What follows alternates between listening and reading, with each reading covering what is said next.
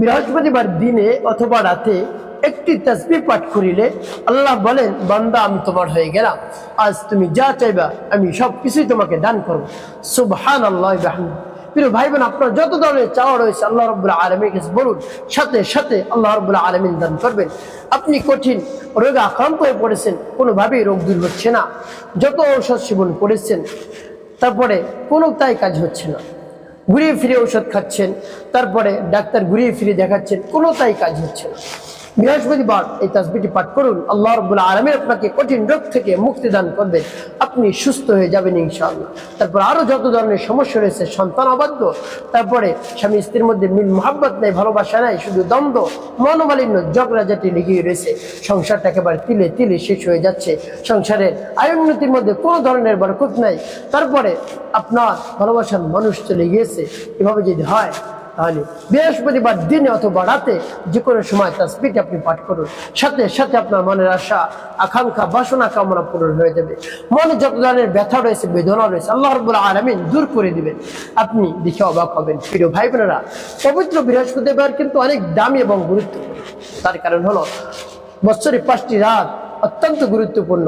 বৃহস্পতিবার, 2 ঈদের 2 রাত্রি, শবে বরাত, শবে কদর। তাহলে বৃহস্পতিবার প্রত্যেক সপ্তাহে চলে আসে, তাই প্রত্যেক বৃহস্পতিবার অন্য দিনের তুলনায় বেশি বেশি ইবাদত করবে। আল্লাহ হাবিব সাল্লাল্লাহু আলাইহি ওয়াসাল্লাম বৃহস্পতিবার বেশি বেশি ইবাদত করতেন, জিকির করতেন, নামাজ পড়তেন, রোজা রাখতেন, আর তাসবিহ তাহলিল যা রয়েছে বেশি বেশি আদায় করতেন অন্য দিনের তুলনায়। কেন? আল্লাহ হাবিব সাল্লাল্লাহু আলাইহি ওয়াসাল্লাম বলেন, এই দিনে আল্লাহ রাব্বুল আলামিনের কাছে আমলনামা পেশ করা হয়। তো আমার আমল নামাটা যদি নামাজরত অবস্থায় যায়, আমার আমল নামা যদি কোরআন তেলাওয়াত করা অবস্থায় যায়, রোজা রাখা অবস্থায় যায়, জিকির করা অবস্থায় যায়, তাহলে কতই না উত্তম, কতই না ভালো। সেই চিন্তা করতেন। তো আমাদের কি চিন্তা করা উচিত?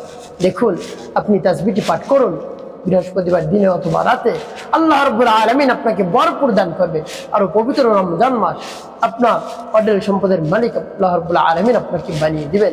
প্রিয় ভাই বোনেরা, আপনার আর কোনো ধরনের চিন্তা ভাবনা করতে হবে না, আপনি করে দেখুন না কি হয়। প্রিয় ভাই বোনেরা, সব কিছুর খাজানাত আল্লাহ রাব্বুল আলামিনের কাছে। যত আপনার সমস্যা রয়েছে আল্লাহ রাব্বুল আলামিনের কাছে বলুন। আল্লাহ রাব্বুল আলামিন বলেন, বান্দা আমার কাছে চাওয়ার সাথে সাথে আমি তোমার সব কিছু পূরণ করে দিই, আমাকে রাখার সাথে সাথে আমি উত্তর দেই, তুমি যা চাইবা আমি সব কিছুই তোমাকে দিয়ে দেবো। সুবহানাল্লাহ। প্রিয় ভাই বোনের জন্য আল্লাহ রাব্বুল আলামিনের কাছে চাইতে হবে, তার কারণ সব কিছুই তার কাছে পাওয়া যায়। এমন কারো কাছে চাওয়া উচিত না যার কাছে একটা আছে একটা নেই। এই জন্য যা কিছু দরকার, ছোট থেকে ছোট, বড় থেকে বড়, আল্লাহ রাব্বুল আলামিনের কাছে আপনি চাইবেন, অবশ্যই আল্লাহ রাব্বুল আলামিন আপনাকে দান করবেন। আল্লাহ রাব্বুল আলামিন দেওয়ার জন্য বসে থাকেন, আমরা চাইতে জানি না। আল্লাহ রাব্বুল আলামিন বলেন, আমার কাছে যে চায় আমি তার উপর খুশি হয়ে যাই। দেখুন, একেবারে উল্টা না, দুনিয়ার মানুষের কাছে চাইলে বেজার হয়, আর আল্লাহ রাব্বুল আলামিন বলেন, আমার কাছে না চাইলে আমি বেজার হই, আমার কাছে চাইলে আমি খুশি হয়ে যাই। তাই সবকিছু আল্লাহ রাব্বুল আলামিনের কাছে চাইবেন, যখন যেটা মন চায় আল্লাহ রাব্বুল আলামিনের কাছে চাইবেন, আল্লাহ রাব্বুল আলামিন পূরণ করে দিবেন, আপনার সকল ধরনের আশা আকাঙ্ক্ষা পূরণ করে দেবেন ইনশাআল্লাহ। প্রিয় ভাই বোনেরা, আমলটি কখন কিভাবে করবেন, কোন নিয়মে করবেন আমি বলে দিচ্ছি। প্রিয় ভাই বোন, আমলটি করার শুরুতে আপনাকে কি করতে হবে? উত্তম রূপে পবিত্রতা অর্জন করতে হবে। তারপরে পবিত্র স্থানে বসবেন, উত্তম পোশাক পরিধান করে কিবলামুখী হয়ে।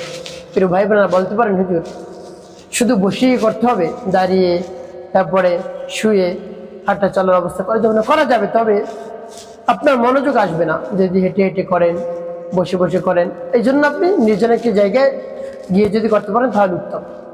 যদি হাঁটতে চলতে উঠতে বসতে পারেন তাতেও হবে, সমস্যা নেই, তবে উত্তম হলো একেবারে নির্জন একটি জায়গায় বসে আপনি আমলটি করবেন। সর্বপ্রথম কি পাঠ করবেন? আপনার জীবনের গুনাহের কথা স্মরণ করে ইস্তিগফার পাঠ করবেন, ক্ষমা প্রার্থনা করবেন। আস্তাগফিরুল্লাহ রাব্বি মিন কুল্লি যামবি ওয়া আতুবু ইলাইহি লা হাওলা ওয়া লা কুওয়াতা ইল্লা বিল্লাহিল আলিয়্যিল আযীম।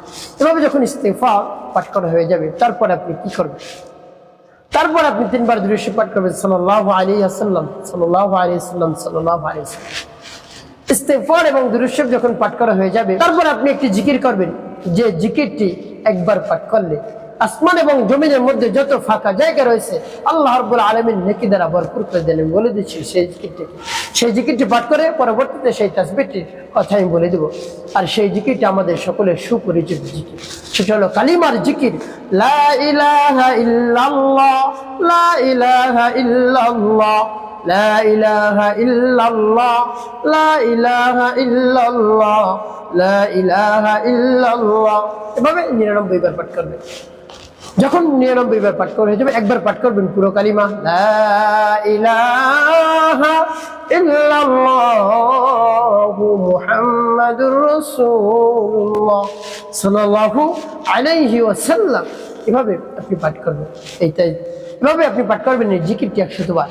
তারপরে সেই তাসবিহটি পাঠ করবেন। যখন পাঠ করবেন তাসবিহটি এর পূর্বে আল্লাহ রাব্বুল আলামিনের কাছে বলবেন, হে আল্লাহ, আমার আমলকে এবং সময়কে কবুল করুন। আর যে সমস্যা সমাধানের জন্য আমি আমলটি করছি, আপনি তো জানেন, আপনি তো আলিমুম বিজাতিস সুদূর, আপনার জ্ঞানের বাহিরে কিছুই নেই, সব কিছুই আপনার জানা, আপনি দেখেন শুনেন, সব কিছুই আপনি করতে পারেন হে আল্লাহ।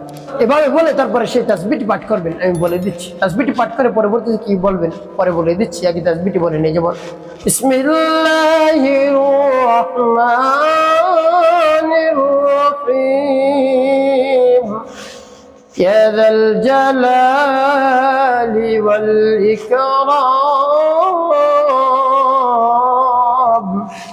يا ذا الجلال والإكرام، يا ذا الجلال والإكرام। এবং কতবার পাঠ করবেন? 11 বার গুনে গুনে পাঠ করবেন।